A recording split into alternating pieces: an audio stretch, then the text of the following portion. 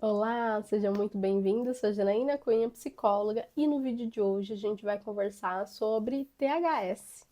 Em outros vídeos já até falei que eu preciso trazer sobre esse tema, THS. Você sabe o que que é? Bom, começa se inscrevendo, comenta aqui quais são os outros temas que você gostaria de ouvir aí sobre desenvolvimento infantil, neurociências, comportamento humano, autismo, tudo que tem a ver aí com o universo dentro do neurodesenvolvimento, tá? Comenta aqui, traz que eu vou ler e depois eu trago outros vídeos falando sobre. Bom, THS é terapia de habilidades sociais, né? É algo muito relevante e importante quando a gente pensa ali para crianças neurotípicas, né? Obviamente que para crianças típicas também funcione muito, né? Mas eu vou trazer esse olhar ali com mais embasamento sobre crianças neurotípicas, né? A criança ali, em processo clínico e tudo mais, já foi construído para ela um plano terapêutico individualizado, ou seja, pensando no próprio, na própria individualização dessa criança e também nas questões que ela apresenta, né? Só que quando a gente fala desse processo do THS, que é esse grupinho, a gente constrói outro plano terapêutico, que é um plano terapêutico para o grupinho. Então é muito legal porque a gente pega essa parte de individualização de cada paciente e a gente coloca ali quais seriam as questões bacanas ali, né, que vai fazer sentido para esse grupo em específico, para a gente implementar nesse momento que eles estiverem juntos. E é muito bacana porque as crianças elas emitem vários outros comportamentos, né? Um deles que a gente observa muito em ambiente clínico é sobre o espelhamento, o neurônio espelho, que a gente já sabe que é muito relevante para o desenvolvimento infantil. Então, o que, que significa esse neurônio espelho? Elas começam a fazer uma reprodução total daqueles comportamentos que eles estão vendo do coleguinha. E aí é que tá o time legal, que é o quê? Os profissionais envolvidos nesse momento THS, lembra, eles já construíram ali análise funcional, pensando na individualização e os comportamentos de cada um que está inserido nesse grupo. Também já fez o levantamento de qual vai ser o plano terapêutico que vai ser trabalhado, ou seja, já pensaram na atividade, já fizeram toda uma elaboração. Quando chega o momento de fazer essa aplicação durante o THS para essas três crianças envolvidas, é um momento onde essa criança ela vai fazer muito essa reprodução, né? Então a gente usa muito essa estratégia do neurônio espelho, que é o que? A gente fazer com que a criança emita, geralmente, comportamentos positivos, né? Para ele emitir comportamentos positivos que a gente já sabe que um desses três pacientes tem ali mais facilidade de emitir. Então, geralmente a gente utiliza esse paciente nesse tipo de formato, né? Então, imagina que um objetivo estruturado entre essas três crianças, pensando em toda uma análise ali que teve, foi de que iria se trabalhar, vou pensar em algo de comportamento, vamos lá. Iria se trabalhar a espera. Ótimo, porque todo momento em THS a gente sempre vai precisar trabalhar a espera em algum formato. Então, o que que inclui-se?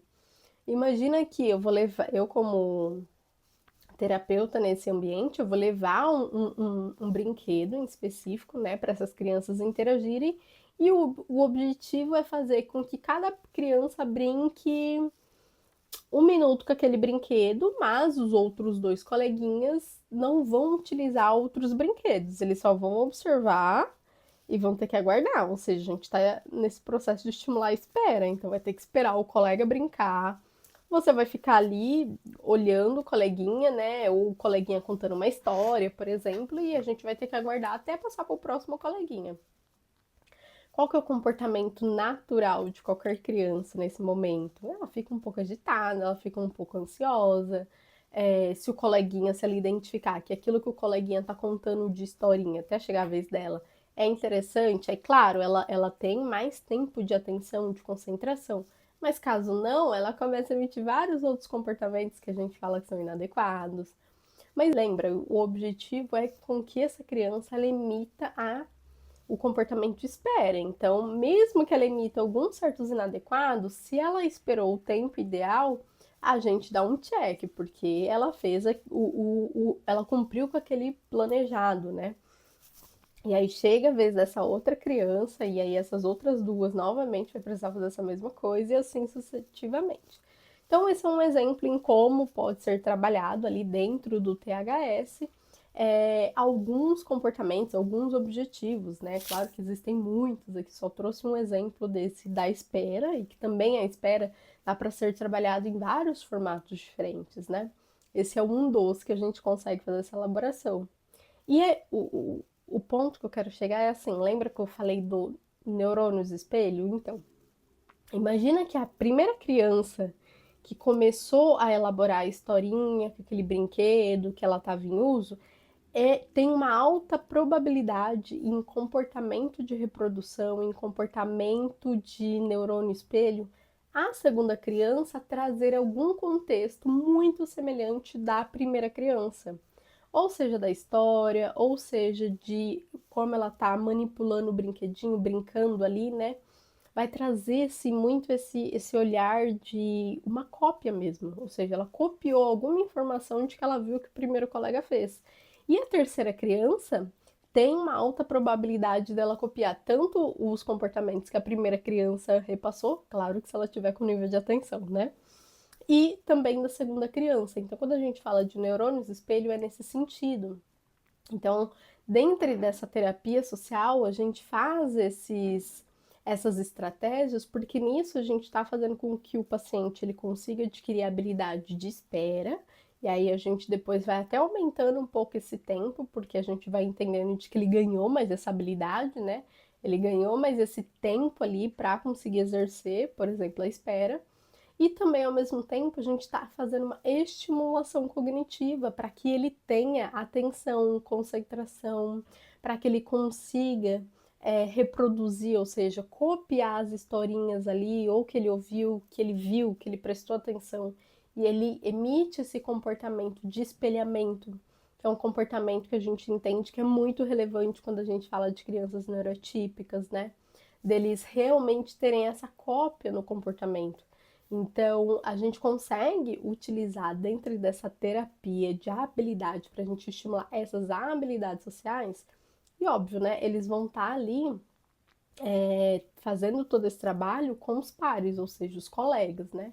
A gente fala pares com esses coleguinhas. Então, nisso há muitas trocas, há muitas dinâmicas entre eles, com que faz ali com que tanta criança queira ir cada vez mais, tanto para o processo de terapia em si, e eles até solicitam, né, de querer fazer cada vez mais essas terapias, porque de fato eles vão construindo várias outras coisas, além de ganho dessas habilidades, como estruturação de vínculo entre eles. Então eles se tornam super amiguinhos, e aí depois eles querem até sair juntos e fazer coisas juntos, mesmo fora do ambiente clínico, né?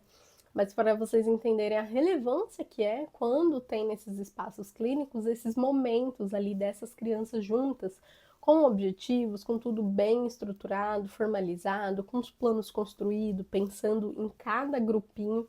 Mas é muito bacana ver esse desenvolver dessas crianças quando a gente faz esse tipo de terapia, porque realmente eles se mostram em formato diferente e geralmente são formatos em que contribuem muito para a gente conseguir fazer eles avançarem nos planinhos deles terapêuticos, que também são os individualizados, né? Então, acaba sendo uma contribuição geral aí para o desenvolvimento de evolução das crianças, né? Bom, então THS é tudo isso e eu vou ficando por aqui e a gente se vê numa próxima. Tchau!